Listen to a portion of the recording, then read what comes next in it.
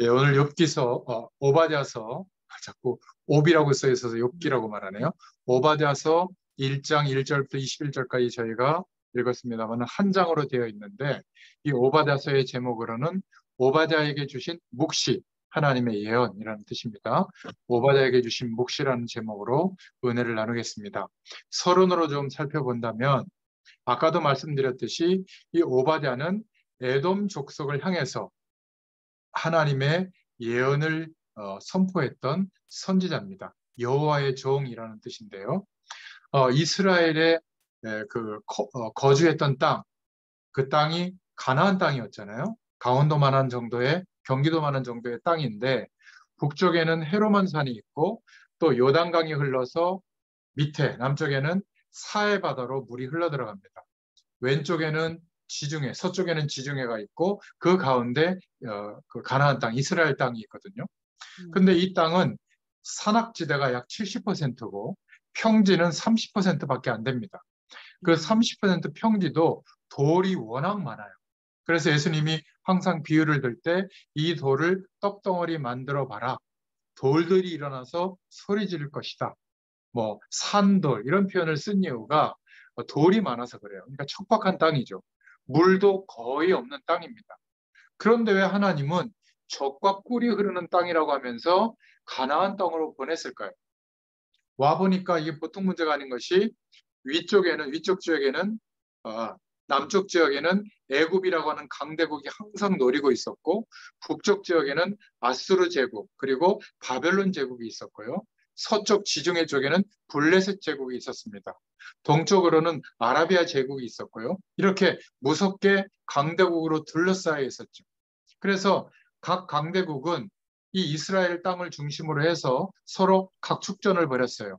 애굽이 바벨론을 견제하기 위해서 이스라엘 땅이 필요했고 바벨론은 애굽을 견제하기 위해서 이 땅이 필요했거든요. 그러니까 심심하면 전쟁터가 되는 겁니다.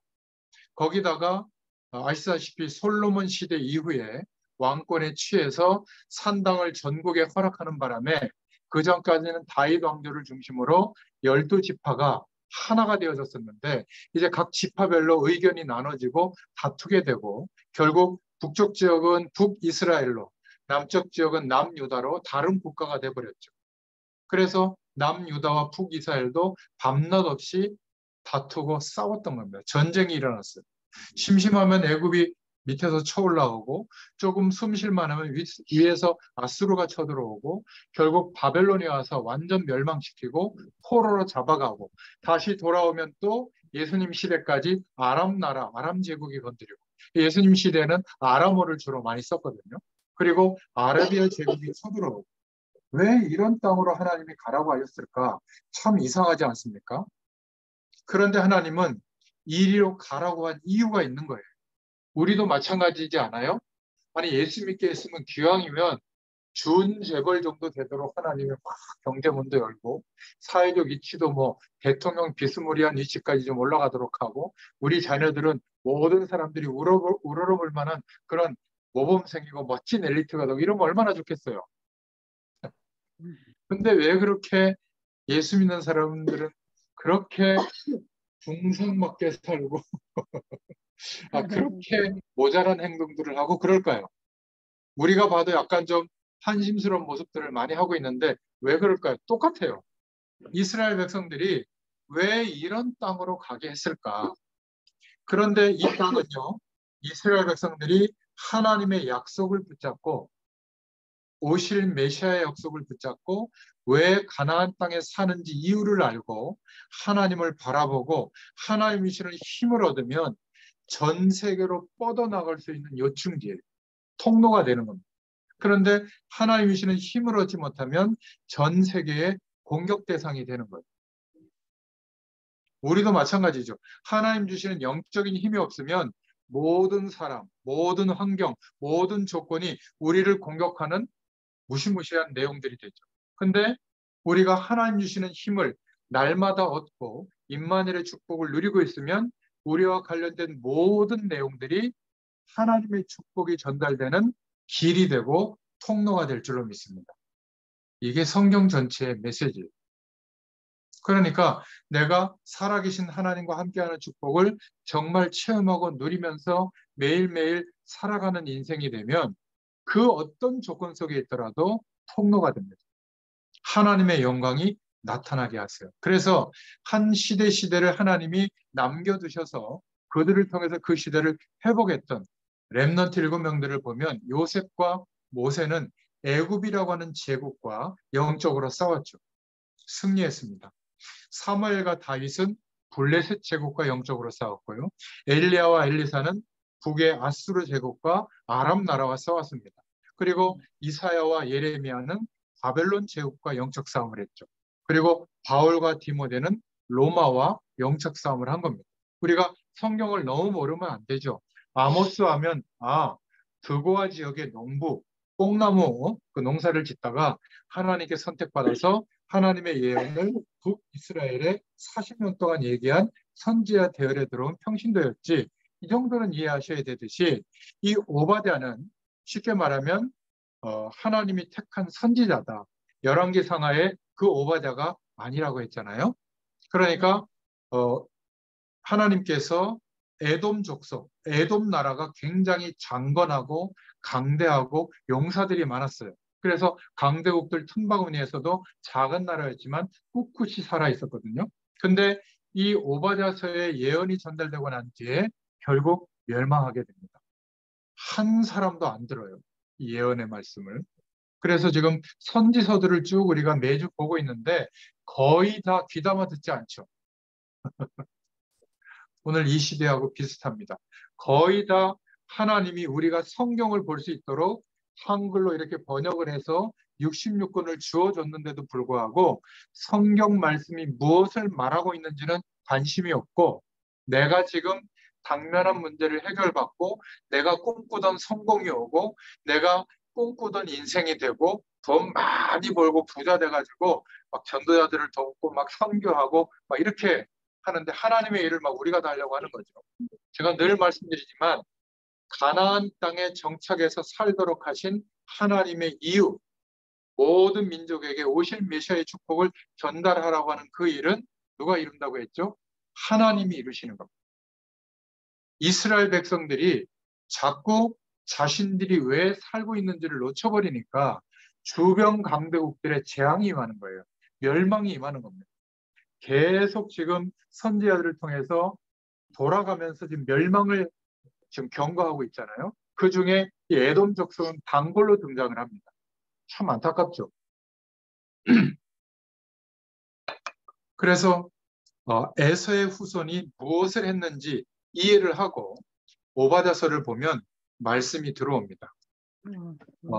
얼마나 에돔 족속이 문제가 되었냐면 에돔을 저주하기 위해서 하나님이 멸망의 소식을 전하기 위해서 따로 세운 선지자가 오바댜였겠습니까? 그죠?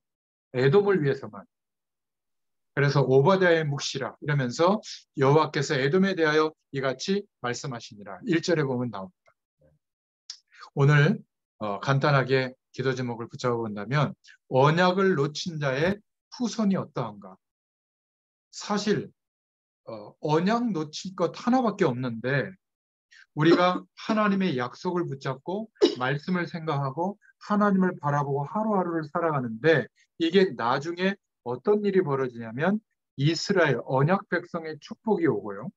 잠깐 하나님의 약속을 놓치고 하나님의 언약을 놓쳤는데 아무리 좋은 일이 있는 것 같아도 언약 놓친 자는 멸망이 오는 겁니다. 아무리 어려움이 오고 실패가 온 것 같아도 하나님의 약속을 붙잡은 자는 틀림없이 하나님의 응답을 받게 된다. 이게 오바댜서의 주제입니다. 언약을 놓쳐서 실패한 대표적인 후손이 에돔 족속이죠. 부모님들이 먼저 복음받은 1세대 부모 세대가 하나님의 약속을 붙잡지 않으면 그 결과가 어떻게 되는지를 보여주고 있는 겁니다. 에서는 야곱의 쌍둥이 형이죠. 에서 후손이 에돔 족속입니다. 철저히 망하게 된 거죠. 에서의 별명이 불다라는 뜻 에돔이거든요. 그러니까 건장한 남성을 상징하는 단어가 에돔이에요. 그런데도 불구하고 믿음은 하나도 없는 족속이 된 겁니다. 에서의 후손은 창세기 25장 28절에서 34절에 보니까 장자의 축복권을 경홀히 여긴 것을 말하고 있습니다. 파충 구슬에 넘길 정도로. 여러분, 우리가 그냥 농담으로 그렇게 한 것인데 농담이라도 하나님의 약속을 놓치는 것을 하면 안 될 줄로 믿습니다.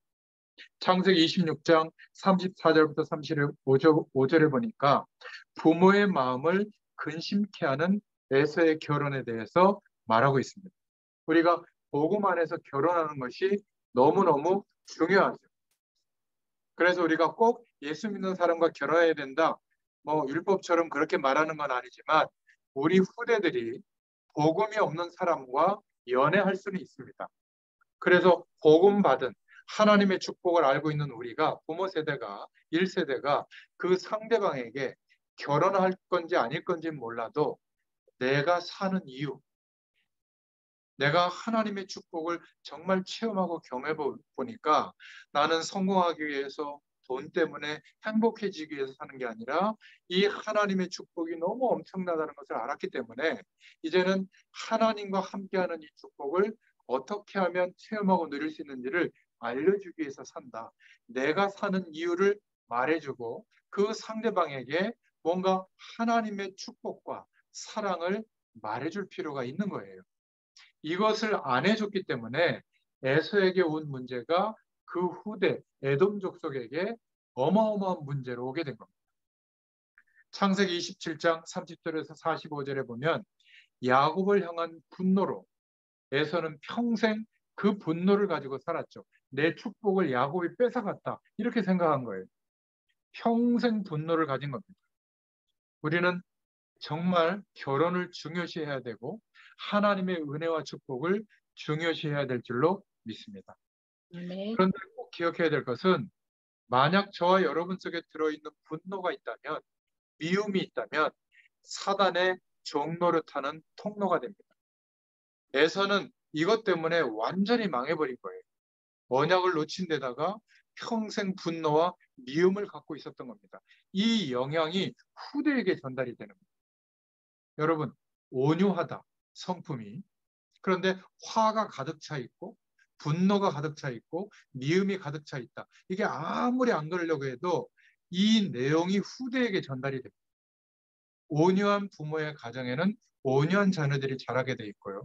분노가 있고 미움이 있고 상처가 있는 그 가정의 후대들은 말 안 하는데도 그게 전달이 돼요. 그러면 나중에 그게 사단의 통로가 되거든요. 믿음이 자라기도 참 쉽지 않습니다. 음소거가 안 돼 있는 분들은 음소거 부탁드립니다. 녹화가 돼 있어서요. 그래서 에서가 결국은 이런 배경 때문에 완전히 망하게 되고 그 후대도 에돔 족속도 이 영향권 안에서 멸망이 오게 된 겁니다. 여러분, 언약을 놓쳤는데 하나님의 말씀을 중요시하는 이 축복을 놓쳤는데 후대에게 영적인 문제가 같이 오게 되는 겁니다. 오늘 첫 번째로 우리가 붙잡을 기도 제목, 후대에게 축복을, 하나님의 축복을 보장할 것인가, 저주를 보장할 것인가, 복음받은 1세대, 우리 세대가 이 판가름을 하게 되는 겁니다. 그래서 에서의 후손, 에돔 족속은 늘 이스라엘의 원수 노릇하죠. 아까도 얘기했지만 민수기서 20장 14절부터 21절에 출애굽할 때 이스라엘을 대적했고요. 물론 하나님은 그 대적한 결과로 며칠을 돌아서 시내산 평야에 도착했지만 거기에서 십계명 영원한 하나님의 말씀을 주시죠. 또 사무엘상 14장 47절, 역대상 18장 12절부터 13절 틈날 때마다 이스라엘을 공격했던 에돔 족속입니다. 결국 오바댜서 1장 11절에 보면 바벨론이 이스라엘을 멸망시킬 때 그 일을 도왔던 족속이 에돔 족속이에요. 그러니까 이스라엘이 너무 어려움을 당해서 죽게 되는 고비마다 틈타서 공격을 했죠. 그리고 바벨론 포로로 끌려갈 때 에돔 족속이 그 땅에 들어와서 가나안 땅에 들어와서 땅을 차지하고 건축물들을 이제 썼단 말이에요. 근데 포로로 교환해서 다시 성전을 재건하니까 자신의 기득권을 뺏길까 봐 거짓으로 바벨론의 상소문을 올려가지고 그 상소문 때문에 건축한 물자까지 보냈는데도 불구하고 한 10년 이 정도가 이제 성전 건축이 지연되는 일이 발생하거든요. 우리가 역사서를 공부하면서 봤잖아요. 그 에스라, 또 스룹바벨 이런 성전을 지을 때 말이죠. 그러니까 하나님께서 선지자들을 세워가지고 에서의 후손 에돔 족속이 그렇게 하면 멸망이 올 수밖에 없다라고 오바댜에게 선지자로 전달하게 했고, 아모스 선지자, 예레미야 선지자, 이사야 선지자, 에스겔 선지자를 통해서 하나님의 진노를 계속 말하는데도 듣지 않아요. 결국 기원전 5세기 말에 아라비아의 침공으로 쇠퇴했고, 후에 로마 제국에 의해서 민족 자체가 멸망받게 됩니다. 성경은 항상 언약 놓친 자와 그 후대, 그리고 언약 가진 자와 그 후대를 대조해서 말씀하고 있죠. 에서와 야곱, 사울왕과 다윗왕, 악인과 의인에 대해서 시편에도 늘 말하고 있고, 초대교회 때는 바리새인과 초대교회를 말하고 있는 겁니다. 여러분, 후대에게 하나님의 언약을 바르게 심는 것이 최고의 신앙생활입니다. 이거는 함께 예배를 드리고 막 기도를 같이 하고 이런 것도 필요하지만, 복음 받은 부모 1세대가 내가 무엇 때문에 무엇을 위해서 사는지 우리 자녀들은 보고 자랍니다. 돈, 성공, 최선을 다해서 열심히, 이런 게 전달이 되거나, 아니면 정말 하나님이 너의 인생을 인도한다, 이게 전달되거나 분명히 전달이 됩니다. 이거는 감출 수가 없어요. 그래서 1세대 부모 세대가 안 세워지면 우리 다음 세대는 또 부모 세대처럼 고생하게 되고, 그 다음 세대까지 갈지는 모르겠지만 그 다음 세대는 또 복음의 기초가 없이 자라게 되는 겁니다. 우리 대해서 끝낼 수 있기를 바랍니다. 두 번째, 오바댜서를 통해서 주시는 메시지는 오바댜서 1장 1절부터 9절에 에돔의 심판에 대한 예고가 나오죠. 오바댜의 묵시라 이러면서 여호와를 경배하는 종의 묵시다, 이렇게 얘기가 나오는데, 1장 2절에 언약을 놓친 에돔 족속이 열국 앞에서 멸시를 받을 것이다. 3절에는 교만하며, 언약을 멸시한다는 말은 성경에서 교만하다고 말하거든요. 바위 틈과 높은 곳에 거할지라도 피할 곳이 없이 여호와께서 끌어낼 것이다. 독수리처럼 높이 오르며 별 사이에 깃들지라도 실력을 갖추고 있어도 하나님께서 끌어내실 것이다. 1장 4절에. 그리고 1장 6절에는 많은 재물을 다 빼앗기게 될 것이다. 수탐되리라.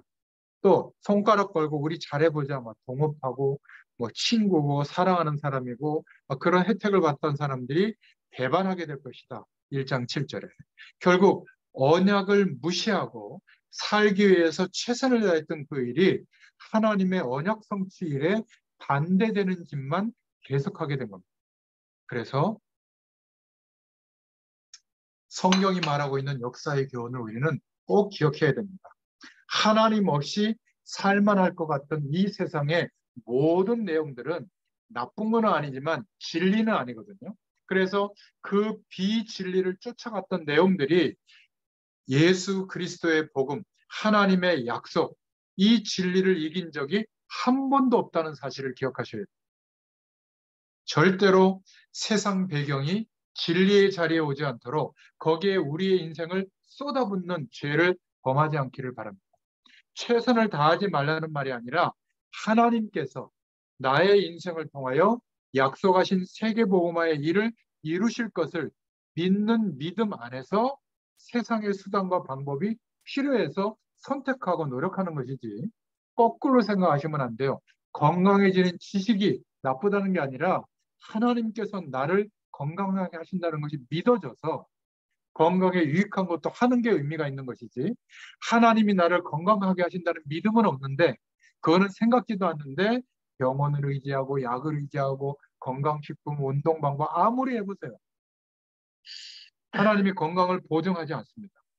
그런데 조금 그런 것들이 부족하더라도, 못 따라가더라도, 뭐 여러 가지 형편이 안 돼서, 바빠서, 아니면 경제적 여력이 안 돼서 내 자신을 돌볼 만한 여력이 안 돼도 하나님이 나의 건강을 책임지실 것을 뇌의 활동에서 인정하고 있으면, 그게 무슨 말이라고 했죠? 영성이 가득 차 있으면, 뇌의 활동 영역 안에 영성이 차 있어야 될 부분에 하나님이 함께 하시고 말씀이 담기는 축복이 없으면 그게 비어 있거든요. 그러니까 어디에 치중하죠? 건강에 치중하는 거예요. 근데 비교적 건강하지 않습니다. 참 신기해요.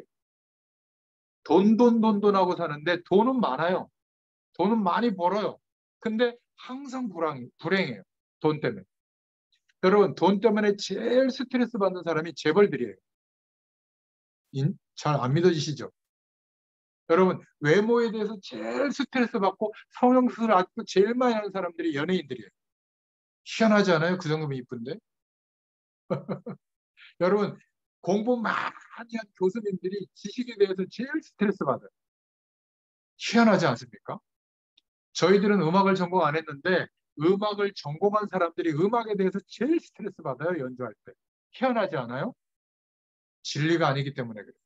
그 뇌 활동 속에 그런 것에 대한 지식은 담겨 있는데 하나님을 아는 지식, 하나님이 말씀대로 역사하시는 이 놀라운 영원한 축복에 대한 것이 확인된 내용이 안 담겨 있기 때문에 뇌 활동이 균형이 안 잡힌 거예요. 그러다 보니까 외모에 중독되고 도박에 중독되고 성공의식에 중독되고 돈에 중독되고 그러다가 타락에 중독되는 거예요.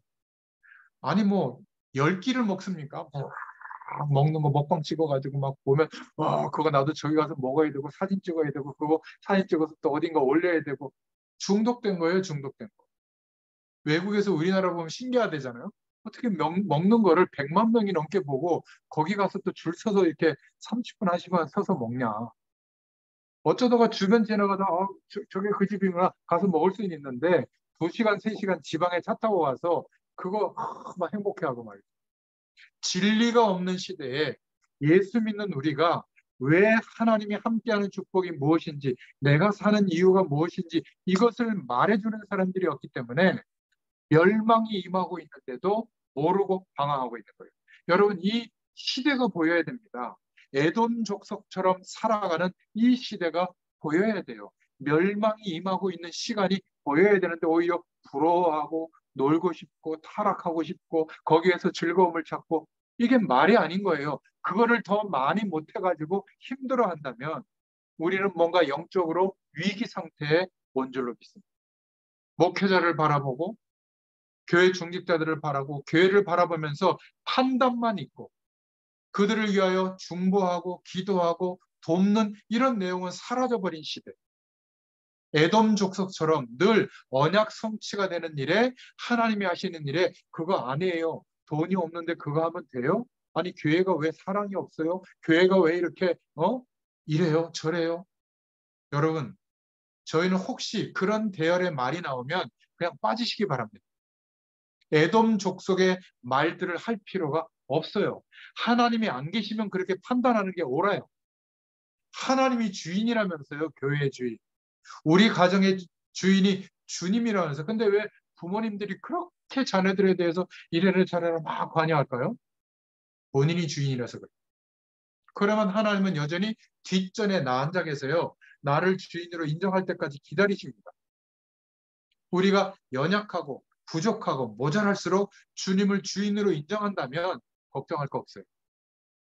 하나님이 언약 백성은 반드시 회복시킵니다. 제가 확인하고 있잖아요. 어느 정도로 확인시켜 주는지 아세요? 자녀들을 이렇게 보니까 제 육신적인 모습을 보면 애들이 막 걱정해주고 안전 소리 많이 하는데 존경한다는 소리를 들어요. 최근에. 얼마나 감사한지 모릅니다. 내가 사는 이유를 말하지 않고 그 이유를 가지고 제가 살고 있거든요. 이거를 다 본 거예요. 우리 후대들이. 막내까지도 그런 표현을 하더라고요.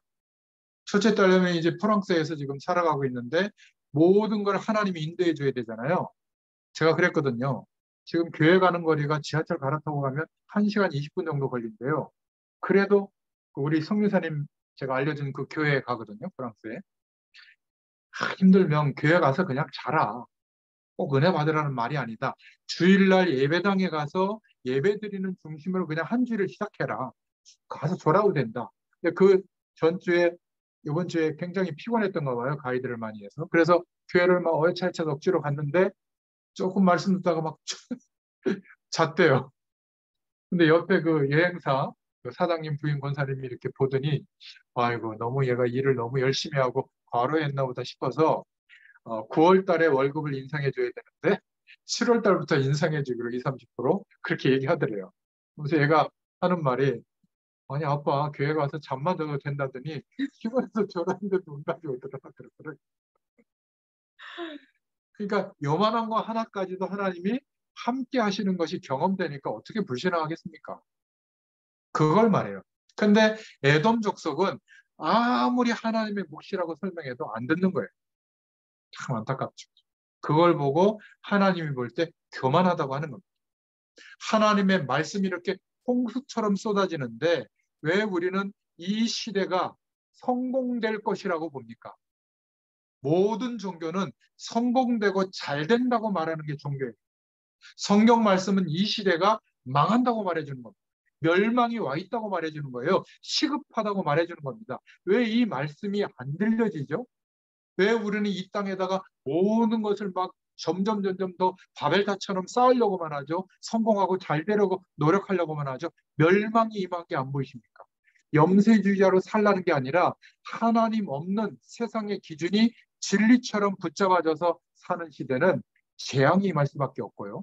모든 민족에게 복음이 증거될 날이 얼마 남지 않았어요. 전 세계 교회가 연합해서 한 족속씩 맞자 부족들을. 그래서 불과 5천 종족밖에 안 남았습니다. 우리 다음 세대까지 갈 것도 없이 우리 세대에 5천 종족 안에 신학교를 세우고 교회를 세우고 그 부족 언어로 성경을 번역하자. 선교학적으로 5%만 복음이 증거되면 복음 증거됐다고 하거든요. 모든 민족에게 복음이 증거되어야 끝이 오리라. 그 민족이 네이션, 나라 단위로 번역을 하면 다 증거됐어요.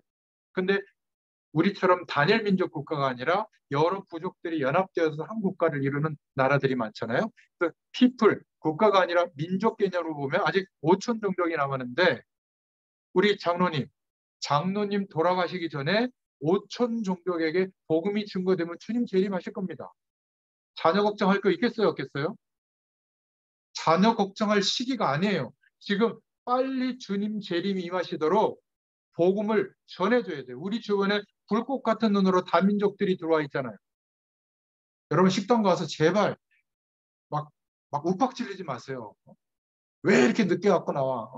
음식 왜 이렇게 빨리 안 갖고 와? 반찬 더 갖고 와. 이런 식으로 막 하지 마세요. 그 다민족들이 있잖아요. 갈 때 한 5천 원 만원에 팁 주세요. 단골 가게 같으면. 그리고 혹시 주인한테 얘기해서 한가할 때 가면 불러서 복음 얘기해 주세요. 누가 알아요? 그 민족을 살릴 하나님의 계획 때문에 우리 앞에 놓아둔 줄 누가 알아요? 우리 주변에 많습니다, 다민족들. 그렇지 않습니까? 명절 때 불러다가 밥이라도 한번 먹여줘 보세요. 그 자녀들과 같이. 굉장히 중요한 응답의 문이 열립니다. 우리는 노란머리, 하얀 머리 외국인들은 막 이렇게 주눅 들어 있는데 왜 동남아나 조선족이나 그죠? 저 아프리카나 이런 데서 온 사람들은 막 아래로 하대하는지 모르겠어요. 그렇게 생각하지 마시기 바랍니다. 이 시대에 멸망을 봐라. 에돔 족속처럼 멸망의 시간이 와서 하나님의 말씀이 증거되는데도 아무도 귀 기울이지 있지 않는 이 시대. 너무나 안타깝지 않습니까? 불신앙은 반드시 실패의 열매를 맺는다. 언약 놓친 후대는 한 번도 승리한 적이 없어요.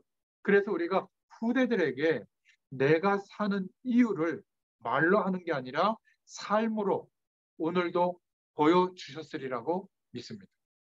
나는 성공을 위해서 사는 게 아니고 행복을 위해서 사는 게 아니고 뭔가 세상의 만족과 기쁨을 위해서 사는 게 아니다.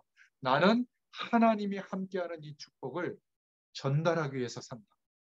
그것 때문에 쉬고 그것 때문에 일하고 그것 때문에 고민하고 그것 때문에 견디고 그것 때문에 도전한다. 이게 말하지 않아도 내가 그 중심으로 살면 우리 다음 세대에게 반드시 전달됩니다. 단 한 번도 전달 안 된 적이 없어요. 그래서 축복된 영적 흐름을 성경은 말하고 있잖아요. 신명기 6장 4절부터 9절에 우리가 왜 출애굽하게 됐는지 이유를 가르쳐줘라. 무슨 내용입니까? 예수님이 출생하실 땅, 가나안 땅에 가는 것이 그 정착에서 살고 그리고 강대국을 이기면서 그들에게 오실 메시아의 축복을 전달하는 것이 우리가 출애굽을 한 이유다. 우리는 자꾸 출애굽만 신경을 써요. 광야에서 일어났던 기적만 신경을 써요. 왕정 국가가 이루어져서 행복하게 잘 사는 것만 신경 쓰는데 왜 출애굽했는지를 가르치라는 거예요. 시편 1편부터 1편 1절부터 6절에 무엇이 복이 있는 사람이냐? 하나님이 주시는 복이 뭐냐? 여호와의 율법을 주야로 묵상하는 자가 복이다. 이걸 가르쳐 주라고 하는 겁니다. 이사야서 43장 1절부터 21절에 우리의 삶이 세상 배경에 바벨론에 포로된 것처럼 완전히 세상 문화 속에서 그것으로만 사는 것처럼 포로되어 있는 이때에 하나님이 우리를 남은 자로 부르셨다. 그리스도 안에 이 시대를 살리기 위해서 렘넌트로 부르시고 남은 자의 언약을 주셨다. 이거를 가르치라는 겁니다. 내가 사는 이유. 마태복음 16장 16절에 다 종교를 쫓아가는데 주는 그리스도시요 살아계신 하나님의 아들이십니다. 복음의 가치를 전달하는 것. 그리고 우리의 업적과 우리의 기능과 우리의 물질로 세계복음하는 게 아니라 사도행전 1장 8절 뭐죠? 하나님의 성령이 임하면 권능을 받게 됩니다. 하나님만 나타낼 수 있는 능력이 나타나요. 그러면 아무리 부족해도 세계 복음화할 일이 우리에게 일어난 증인이 될 것이다. 이거를 전달해 주라. 오늘 메시지입니다. 저와 여러분이 주님의 이름으로 나아갈 수 있기를 축원드립니다. 오바댜서 1장 10절부터 14절의 세 번째로 에돔의 심판의 이유를 말하고 있죠. 오바댜서 1장 10절에 형제 야곱 이스라엘에게 행한 포악을 말하고 있고 11절에는 이방인이 침공해 올 때 성문에 들어갈 때 함께 참여한 죄, 형제가 재앙의 날에 방관했고 남유다 자손이 멸망할 때 기뻐했으며 오히려 고난의 날에 입을 크게 열려서 그 성 안에 들어가 가지고 재물에 손댄 거 1장 12절 13절 그리고 도망하는 자를 막고 남은 자를 대적의 선에 붙인 죄 14절 언약만 벗어난 게 아니라 하나님의 언약이 이루어지는 것에 대해서 적극적으로 방해하는 행동을 한 겁니다. 우리는 안 하는 것 같잖아요. 하나님 없이도 세상에서 열심히 공부 잘하고 열심히 좋은 사람 만나고 열심히 좋은 직장 가고 열심히 사업체를 열심히 해가지고 성공했다. 봐라 이놈들아. 너희들도 최선을 다하고 열심히 하면 이렇게 행복한 인생이 된다라고 영향을 주는 게 에돔 족속이 선택한 일이에요. 우리는 안 그렇다고 항상 생각하는데 복음에 비춰보면 하나님의 언약을 소중하게 존중하고 기대하지 않아요. 그러니까 성령으로 하나님이 우리 안에 오셔서 영으로 함께 하시는 이것조차도 하루 종일 생각하지 않아요. 희한하지 않습니까? 그런데 요만한 문제가 와도 하루 종일 생각해요. 희한하죠? 그러니까 아직 우리의 뇌 작용 안에 하나님의 말씀, 영성이 좀 뿌리 내려주고 충만하게 아직 담겨지지 않다고 빨리 인정하셔야 돼요. 그래서 중요한 것부터 하고 하루를 사는 겁니다. 하나님의 말씀을 묵상하면서 하나님이 함께 하시는 그 은혜를 기대하고 구하면 주시거든요. 그 축복을 누리고 시작하는 거예요. 주무시기 전에 화가 나서 주무시지 말고 주무시기 전에 그 축복을 또 떠올리고 생각하고 오늘 하루를 통해서도 하나님이 함께 하신 것이 분명히 있거든요. 그거를 확인하고 주무시기 바랍니다. 그러면 아침이 기대가 돼요. 우리 가족들, 후대들 바라보면 귀여워요. 아이고 저렇게 발버둥치고 살고 있구나. 이 축복을 모르고 있구나. 나라도 기도해줘야지. 나라도 위로해줘야지. 나라도 따뜻하게 대해줘야지. 나라도 괜찮다고 말해줘야지. 이렇게 돼요. 겉바라 꽃이다. 예배 안 드리더니 11조 안 하더니 전도와 선교에 관심이 없더니 똑같은 말인데도 상대방에게 어떻게 되죠? 상처의 통로를 막 갖다 붓는다니까. 이렇게 말해주세요. 괜찮아. 정말 괜찮아. 제가 전에도 얘기했죠. 난 너를 믿는 게 아니라 하나님을 믿고 있어. 그리고 엄마가 기도해 줄게. 아빠가 기도해 줄게. 이러면 끝나요. 그러면요. 더 심각하게 가려고 하다가도 그 브레이크가 걸립니다. 내가 미쳤나? 왜 이렇게 살지? 이렇게 깨달아지게 돼 있어요. 여러분 하나님의 영 성령께서 천군 천사들을 동원하시고 지금도 역사하고 계시다는 사실을 믿으시길 바랍니다. 언제요? 평상시에는 믿는데 절망적인 순간에 안 믿잖아요. 믿으세요. 하나님 역사하십니다. 이것을 전달해 줘야 될 줄로 믿습니다. 언약의 백성을 괴롭게 한 자는 반드시 멸절됩니다. 요다서 1장 11절에 광야길 가는 동안에 모세에게 반역했던 고라 자손에 대해서 유다서에서 이렇게 말하죠. 화 있을진저. 사울 왕이 평생 하나님이 장자권의 권한을 준 다윗을 사울 왕이 평생 시기했거든요. 사무엘상 18장 17절에 보면 나옵니다. 결국 그것 때문에 사울 왕조는 멸망당하게 되죠. 장자권의 축복을 받은 엘리야와 엘리사 선지자를 그렇게 괴롭혔던 아합 왕 비참하게 죽습니다. 열왕기상 18장 19장에 보면 나오죠. 헤롯 임금 다윗 왕조 출신이 아니거든요. 지파 자체가. 그러니까 헤롯 왕은 왕의 정토성을 유지하기 위해서 억지로 국가의 세금을 동원해서 40년 동안 질질 끌면서 예루살렘 성전을 건축했단 말이에요. 그걸로 통치한 겁니다. 그러니까 유대 사회의 근간을 이루고 있던 가장 센 바리새파 지파가 공격했던 초대교인들을 헤롯 왕은 끝까지 공격했어요. 어떻게 죽였죠? 사도행전 12장 23절 25절에 벌레 한 마리가 황충이 머릿속에 들어갔는데 벌레 한 마리가 들어갔는데 그것 때문에 죽은 겁니다. 신기하죠? 대표적인 인물들이에요. 복음 막는 자와 그 후대와 나라는 멸절됩니다. 이스라엘과 바리새인들. 마태복음 27장 25절에 말하고 있잖아요. 중세 교회가 정말 어마어마한 핍박을 했죠. 18세기, 19세기 교회들 어떻게 됐습니까? 20세기에 지금 우리 시대에 개신교 교회, 큰 교회들이 이제 교회를 개척해서 큰 교회가 됐는데 그러다 보니까 교회를 유지하고 더 부흥시키기 위해서 담임 목회자들이 말을 한 내용들, 세운 규칙들, 교회의 방향들 이게 복음의 말씀보다 위에 올라와 있는 거예요. 그래서 그 규칙과 말을 잘 들으면 좋은 신자, 말을 안 들으면 나쁜 신자 이렇게 막 사단의 종 이렇게까지 얘기하는 겁니다. 그게 뭐예요? 교권이라는 겁니다. 그러니까 솔로몬 임금처럼 왕권에 취하듯이 이렇게 부흥을 시켜주신 하나님은 생각하지 않고 내가 대단하게 스스로 여기는 거예요. 그러니까 다른 설교는 필요 없고 내 설교만 듣게 하고만 내 설교만 말하게 하고 물론 의미는 있습니다만은 문제가 시작되는 것이 바로 중세교회가 그것 때문이잖아요. 20세기 교권 이거는 경계해야 됩니다. 특히 한국교회에 위기가 와 있잖아요. 가장 부흥의 속도가 느리고 교인 이탈의 속도가 빠른 게 지금 개신교회거든요. 큰일 났습니다. 오히려 신천지보다 못하고 교세가 지금 뭐 어머니 하나님 얘기하는 안상홍 증인의 하나님의 교회 그 교단보다 못하고요. 참 희한해요. 남녀호라는 게 이렇게 외우고 있는 그 뭡니까? 저 MSG? 그 그죠? SGI 남녀호란 개교. 지금 서울 구마다 다 섰고요. 도시마다 다 섰어요. 그게 문화센터로 등록돼가지고 참 청소년들, 젊은 세대들을 잼버리처럼 1년에 한 번씩 대회하는데 거의 10만 명 가까이 모입니다. 우리는 뭐 말씀 운동하는 단체가 모인다고 해도 2만 명, 3만 명 모이도 막 흥분하는데 10만 명 모인다니까요. 미국의 각 주마다 그 SGI 건물이 다 섰어요.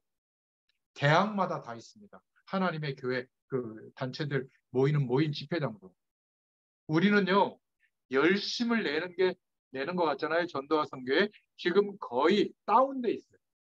내 몸 하나 간수하기도 힘들 정도로 영적으로 약해졌어요. 왜 그럴까요? 성경을 너무 몰라요. 목회자들의 설교를 듣고 더듬어서 하나님을 이해하는 신앙으로는 사단을 이길 수가 없습니다. 목회자의 설교는 방향이에요. 여러분이 그 방향을 도전을 받아서 직접 성경 66권이 우리에게 말하고 있는 내용을 볼 수 있잖아요. 중세 시대는 못 보게 했다는 거. 그래서 못 보게 하려고 일부러 대학 간 사람만 볼 수 있는 라틴어로 번역된 성경만 있었어요. 지금 얼마나 좋은 시대입니까? 근데 안 본다니까요.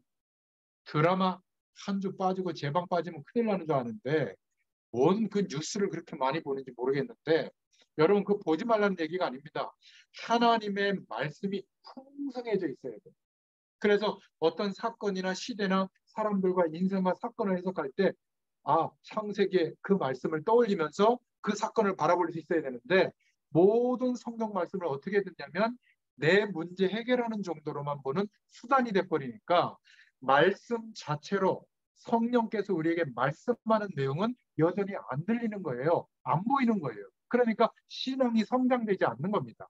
자꾸 좋은 교회만 찾아요. 좋은 교회는 없어요. 하나님이 주인이신데 좋은 교회, 안 좋은 교회가 어디 있습니까? 주님이 다 역사하고 계십니다. 그렇죠?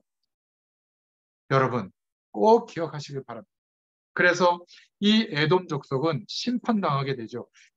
오바댜서 1장 15절부터 16절에 열방이 벌을 받게 되는데 너의 행한 것이 내 머리로 돌아갈 것이다. 15절에 만국의 벌이 그러니까 만국이 멸망이 오는 그때 너도 가까워 왔다. 15절에 마시고 삼켜서 본래 없던 것 같이 되리라. 16절에 여러분 교회 안에서 복음을 제대로 깨닫지 못한 우리가 목사님이나 중직자나 교회에 대해서 막 불평을 할 때, 불만을 털어놓을 때 맞아, 이제 알았어. 나는 벌써 오래전부터 알고 있었어. 이래가지고 뭔가 맞구나라는 사실을 증폭하면 이 사람이 이제 에덴 족속으로 변하는 거예요. 자기 집에 돌아가서 결국 세상 배경을 더 의지하게 되면 그 지방과 직장과 그 지역에 악을 행하는 일이 발생하게 돼요. 여러분 이런 생각 안 해보셨죠? 이게 보통 중요한 말이 아닙니다. 여러분 가슴에 품어야 돼요. 복음을 제대로 깨달은 중직자 한 명이 계시다면, 복음을 제대로 깨달은 집사님 한 명이 교회에 있다면 이게 굉장한 축복이에요. 하나님의 언약이 없는 교인이 있다면 이게 후대들까지 문제가 된다. 꼭 기억하시기 바랍니다. 오늘 1장 16절에 멸절된 에덴 족속, 영원한 심판을 말하고 있죠. 하나님의 언약 성취일에 반대된 일을 행했던 제국들, 로마, 바벨론, 애국, 지금 멸망당한 거 아닙니까? 복음을 대적한 그 시대 영웅들 다 멸망당했습니다. 그렇게 대놓고 하나님에 대해서 복음을 파괴하는 것을 일삼았던 공산주의 그 국가들이 어떻게 됐습니까? 지금도 말씀은 계속됩니다. 복음을 막는 자들에 대해서 똑같이 심판이 있다는 것을 우리에게 말해주고 있죠. 그래서 로마서 15장 4절에는 이렇게 말하고 있습니다. 무엇이든지 전에 기록된 바는 우리의 교훈을 위하여 기록된 것이니 우리로 하여금 인내로 또는 성경의 위로로 소망을 가지게 함이니라. 아멘이죠. 고린도서 10장 11절에는 그들에게 일어난 일은 본보기가 되고 또한 말세를 만난 우리를 깨우치기 위하여 기록되었느니라. 베드로후서 2장 6절에는 소돔과 고모라 성을 멸망하기로 정하여 죄가 되게 하사 후세에 경건하지 아니할 자들에게 본을 삼으셨으며 말씀은 지금도 그대로 성취되고 있다는 것을 기억하시길 바랍니다.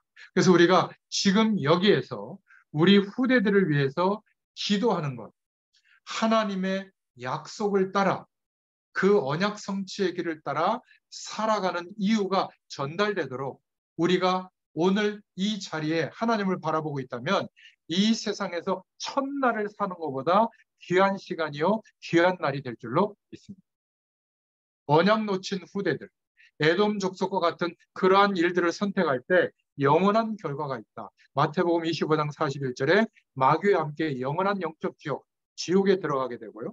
그래서 계시록 9장 18절에는 불과 연기와 유황 가운데 거하게 된다. 계시록 13장 18절에는 짐승의 표를 받게 된다. 계시록 17장 1절 12절에는 음료의 심판을 받게 되고 계시록 18장 1절부터 3절에는 진노의 잔을 받게 된다. 이런 영원한 결과를 맞이하게 되는 겁니다. 우리가 하나님의 말씀을 일심으로 받을 때 기적이 일어나게 될 줄로 믿습니다. 하나님은 약속하신 대로 이스라엘을 회복시킬 것이다. 여지없이 오바댜서에도 1장 17절 21절에 이스라엘이 회복되어져서 오히려 에돔 족속을 정복하게 될 것이다. 이런 예언의 말씀이 나옵니다. 승리의 날을 맞은 이스라엘에 대해서 말하고 있죠. 항상 언약 잡은 소수들이 일어만 나도 승리의 날이 오게 된다. 그래서 오바댜서 1장 17절에 시온산에서 피하는 자, 다윗 성전, 하나님의 성전에서 예배하고 그 축복, 말씀의 언약을 누리는 남은 자들이 일어나면 그들이 불꽃이 될 것이며 18절에 에돔 족속은 초계처럼 흩어지는 지푸라기처럼 될 것이다. 남방은 에서의 산을 얻을 것이며 남방이 어디예요? 남쪽 유다를 말하죠. 형제 사람으로 블레셋을 얻을 것이며 아브라함과 사마리아의 들을 얻을 것이며 베냐민은 왕족 출신이잖아요. 12지파 중에 베냐민은 길르앗을 얻을 것이다. 19절에 사로잡혀서 어려움을 당했던 사람들은 오히려 사로잡았던 성읍을 얻을 것이다. 20절에 그리고 21절에 구원자들이 시온산에서 그 산을 심판하며 나라가 여호와께 속하리라. 두 가지를 우리의 머릿속에 담아야 됩니다. 소수라도 하나님의 언약의 사람이 회복되면 하나님은 그 사람들을 통해서 약속하신 대로 이스라엘을 회복시키신다. 저와 우리 후대들을 통해서 하나님의 언약을 회복하고 있다면 하나님의 나라는 저와 여러분의 후대를 통해서 회복될 줄로 믿습니다. 이것이 없다면 우리가 굳이 이 시간에 이렇게 모여서 말씀 운동할 이유가 없는 거예요. 이 정도의 세교봉화의 축복이 안 일어난다면 주님께서 부활하셔서 내 어린 양을 먹이라고 말하지 않았을 겁니다. 기억하세요. 언약의 사람은 궁극적으로 승리합니다. 지금 혹시 약해 보여도 언약 백성은 궁극적으로 하나님이 승리하게 하십니다. 그 승리하게 하신 증인들이 나와 있죠. 히브리서 11장 1절부터 28절에 믿음의 증인들, 허다한 증인들이 이러하다라고 말하고 있습니다. 사도행전 2장 1절부터 47절에 그 연약했던 초대교인들이 성령의 충만함을 입고 난 뒤에 날마다 하나님이 열어주시는 응답의 문을 보게 된 겁니다. 로마서 16장 1절부터 27절에 열 몇 명의 소수의 사람들이 하나님의 신의 영광의 감동을 입고 나니까 이들의 헌신으로 로마까지 복음화되는 역사가 일어났습니다. 기억하세요. 복음 가진 하나님의 사람은 두려워할 필요가 없다. 두려워하지 마라. 왜죠? 저와 여러분은 분명히 전도자가 확실해요. 그렇지 않고서 어떻게 이렇게 시간과 장소를 정해서 끊임없이 계속 복음을 말합니까? 복음을 이렇게 듣습니까? 우리가 같이 힘 모아서 제가 개척을 했으니까 우리 교회 오세요. 이것 때문에 제가 지금 말씀 심부름 하는 게 아니잖아요. 내가 지금 세상에다가 중요한 일을 할 것이니까 여러분들 저를 도우세요. 그렇게 시키려고 이 말씀을 전하는 게 아니잖아요. 거의 목회자들은 목회 때문에 말씀 전합니다. 그렇지 않아요? 근데 저는 감사하게도 저희 교회를 만나서 우리 교회를 위한 말씀 전하는 거 안 해도 되는 그런 사역을 할 수 있게 된 게 얼마나 축복인지 몰라요. 여러분이 저와 같이 하나님을 100% 신뢰하고 하나님의 성령의 충만함이 나타날 때까지 그것 때문에 말씀 심부름할 수 있게 된 거. 그게 축복인 줄로 믿습니다. 그래서 여러분은 분명히 전도자가 확실해요. 저 같은 사람이 이렇게 지속적으로 말씀 전하는 거를 듣고 계시는 거 보면 틀림없습니다. 기억하세요. 전도자라면 마태복음 10장 1절부터 42절에 우리의 모든 삶은 전도자의 상급이 임합니다. 전도하라는 말이 아니에요. 냉수 한 그릇만 대접해도 전도자에게 대접해도 상급이 있다. 이게 무슨 말이죠? 어떤 시골의 할머니는 저한테 냉수 한 그릇만 줍니다. 겨울에도. 이 성경 구절 보시고 냉수 한 그릇이 복이라고. 그런 의미가 아니에요. 우리가 바로 전도자의 축복을 받는 사람이다. 전도자로서 삶을 살면 아무것도 안 한 오늘도 축복이에요. 그것도 전도자의 상급이에요. 믿으시길 바랍니다. 그래서 빌립보서 4장 6절부터 7절에 아무것도 염려하지 마라. 혹시 걱정이 있다면 기도와 감사함으로 하나님께 구해라. 그러면 모든 지각에 뛰어난 하나님의 평강이 그리스도 예수 안에서 너희 마음과 생각을 지키시리라. 어떤 생각을요?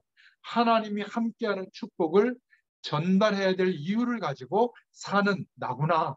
이거를 놓치지 않도록 마음과 생각을 지켜주시는 겁니다. 너무 요만한 일에 발끈발끈 하지 마세요. 그 별거 아닙니다. 진짜 마음과 생각을 지켜주시는 은혜가 와요. 요한복음 14장 1절부터 7절에 그래서 너희는 어떤 것도 근심하지 마라. 그거 내가 알고 있다. 그러면서 뭐라고 얘기하죠? 지금까지는 이 기도하지 않았지만 이제 내 이름으로 무엇이든지 내게 구하면 내가 시행하리라. 뭘요? 하나님이 말씀으로 약속한 거 구하세요. 모든 기도의 제목 압축, 성령 충만을 구하세요. 하늘 군대가 동원되는 것을 구하세요. 주님께서 우리에게 부탁하신 거, 땅끝까지 증인될 수 있도록 증인되라는 게 아니라 증인될 수 있는 힘, 권능이 임하도록 구하세요. 그러면 나중에 성공해서가 아니라 지금도 연세 많으셔도 작아도 가난해도 부족해도 아는 게 없어도 많아도 관계없이 권능이 임하지 않기 때문에 전도와 선교 역사가 안 일어나는 거지. 권능이 임하면 지금도 세계복음화의 일이 초대교회보다 더 일어나요. 왜 그렇죠? 비행기 탈 수 있잖아요. 줌으로 이렇게 연결할 수 있잖아요. 그렇지 않습니까? 너무나 좋은 시대에 살고 있어요. 전화로 할 수 있잖아요. 그때는 가장 돈 많으면 말 타고 갔고 돈 없으면 걸어서 갔어요. 그래도 그렇게 복음이 증거됐는데 우리에게 다른 배경이 없어서가 아니라 권능이 없었어요. 이거 정확하게 인정하세요. 그러면 권능을 주시라고 구할 거예요. 하나님 주십니다. 성령 충만이 임하면 사마리아와 예루살렘과 온 유대와 사마리아와 땅끝까지 이르러 증인이 되리라. 그러나 그것이 전부가 아니라고 했죠. 사도행전 27장 24절 25절에 바울아 두려워하지 마라. 내가 가이사 앞에 서야 하겠고 로마 황제 앞에 서야 되겠다. 지금 역사에 일어나고 있는 거 이거 너무 그 신경 쓰고 문제 일어나는 거 너무 신경 쓰지 마라. 너는 마침내 세계 복음화할 주역으로 그 자리에 서게 될 인물이다. 그거 기억하라 그 말이에요. 이 축복이 있기를 축원드립니다. 그러면 오늘 오바댜서의 결론이에요. 세 가지를 꼭 하시기 바랍니다. 평상시에 저를 따라 하시길 바래요. 나는 큰 소리로 따라하세요. 나는 세계 복음화할 남은 자다. 이 축복을 평상시에 계속 고백하고 누리세요. 렘넌트라는 뜻이거든요. 남는 자. 하나님이 남겨놓으신 사람. 하나님이 남겨놓으신 사람은 멸망의 시간이 와도 안 망해요. 그래서 우리가 남는 자로 세워져서 끝까지 남을 자로 세워질 수 있기를 바랍니다. 또 다른 사람을 남길 수 있는 사람이 될 수 있기를 바랍니다. 이 모든 내용을 함축할 수 있는 영어 단어가 렘넌트예요. 그래서 렘넌트 하는 겁니다. 이때 저와 여러분은 매사에 남은 자의 길을 선택하게 될 줄로 믿습니다.